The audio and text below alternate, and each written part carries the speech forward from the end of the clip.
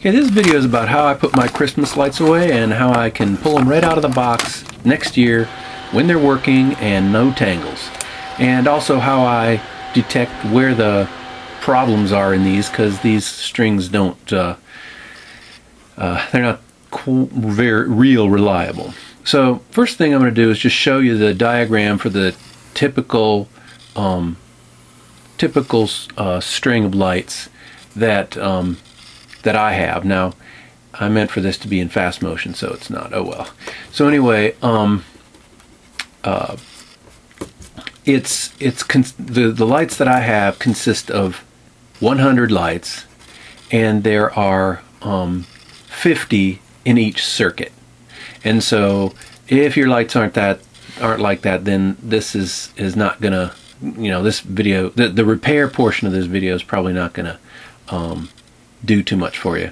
So anyway, there's a whole bunch of sockets in series. There's 50 sockets in series, and then continues on for a whole bunch more bulbs, and then the last socket in that series goes down, and then it pops up a new series of 50. So 2 sets of 50, and then that's why when you pull one bulb out, 50 of them go out, not 100, because they're in two sets. And then 2 lines that go all the way through, and those are the ones that allow, even if say one string is bad, one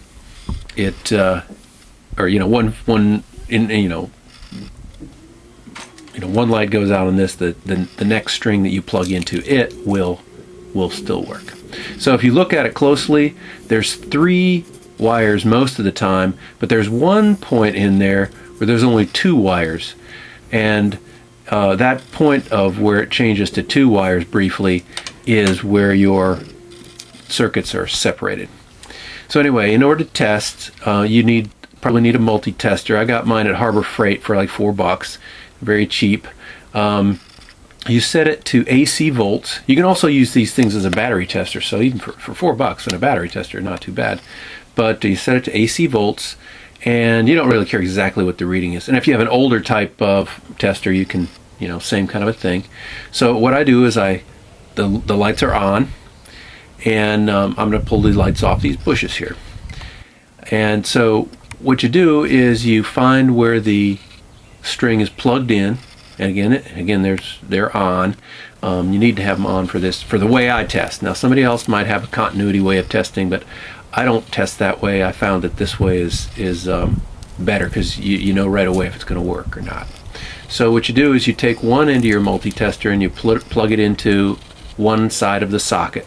We'll find out that can actually be important, because my choice here, 50-50, was wrong, but it was clear. So you go to the first bulb in the string that's plugged in there, you pull the bulb out, and you touch the connector to the side of the socket that is connected, that is closest to or wired up to the power. And I did that, and there was nothing.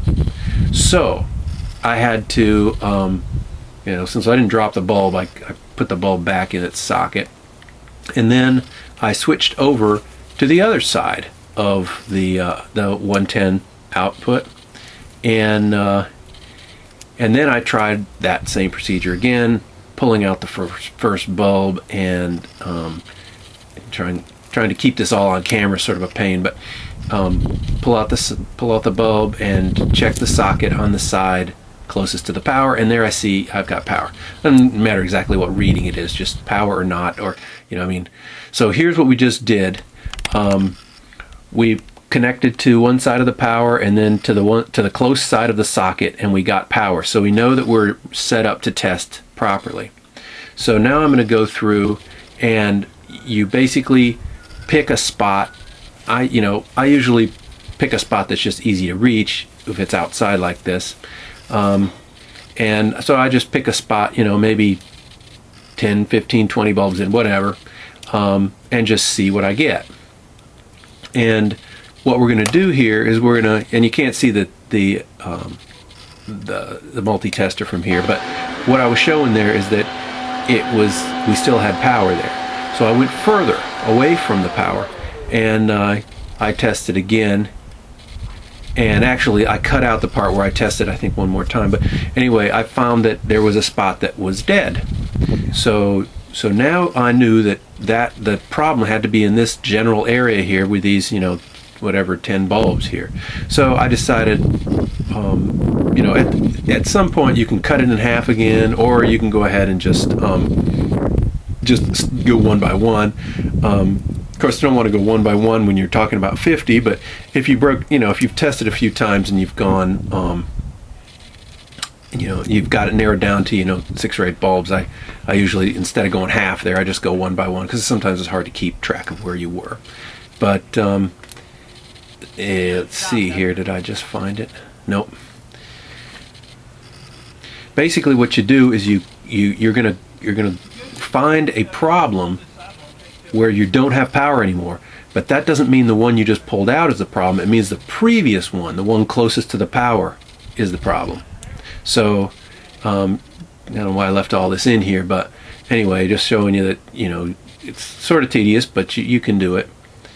So there it is. So I'm trying to show you that one has power. So what I did is I go back one, and that's the problem. So let's just show you just what we did. So we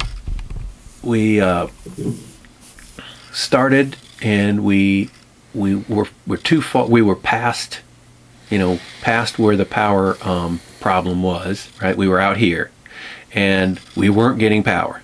Of course, we checked some of these in that. The reason why we weren't getting power is because that one was out, but we didn't know which one it was. Right, so then we go closer to the power. Nope, still no power. Closer to the power. Nope, still no power. Closer to the power. Nope, still no power. Closer to the power. Aha, we have power. So what you need to do is you need to step one out and then replace that bulb. And now, if there's more than one bulb out, you might have to do a little bit more. You might have to repeat the process. But if there's exactly one bulb out, then all you need to do is use your bag of bulbs, and I'll talk more about that later. Grab one out of there, and put it in the place where you suspect the problem is. And watch in my shadow when I press this bulb in there, because there's really hard in the sun to see that I fixed it. I'm straightening the wires out on the bulb there, but watch in the shadow. I think you'll see a light come on. Yeah, so that solved the problem. So now let's talk about putting the bulbs away and being able to get them out next year. Of course they're on, and I do that because sometimes when you're putting them away, you'll notice that they flicker and go out. And at that point, I wouldn't put it away. I only put away bulbs that I'm going to pull out of the box next year, and they're going to work. So what I do is I drop 50 bulbs or so in. I found that if you're trying to drop 100 in, it's too many. So that's why I split them by 50s. And oh, by the way, don't drop them in a handful.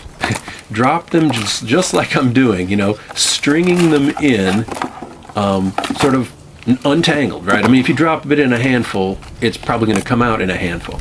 So then you hit your plug, which tells you you're done with your 100, your 50 and 50, and then you drop some paper and you drop in some more. Now that paper, by the way, I've been using for years, and I found that the shippers lately have been shipping stuff with that brown paper, which is nice, and I saved some of that for this purposes. But this paper came from when I moved, the packing paper from when I moved. So you can, whatever paper you can find, doesn't really matter, as long as it's about big enough for the box. And here I'm sort of breaking my own rules here. I'm not dropping it in as nice as I would have liked there, but I sort of straightened it out there. So anyway, drop it in is the main thing. And you're done. So then you grab up, go on to the next one. Not rocket science here. It's just dropping it in the box. And you can push down, by the way, if it's cold out, or if your paper's a little stiff or whatever, you can push down on these. I cram a lot into these boxes.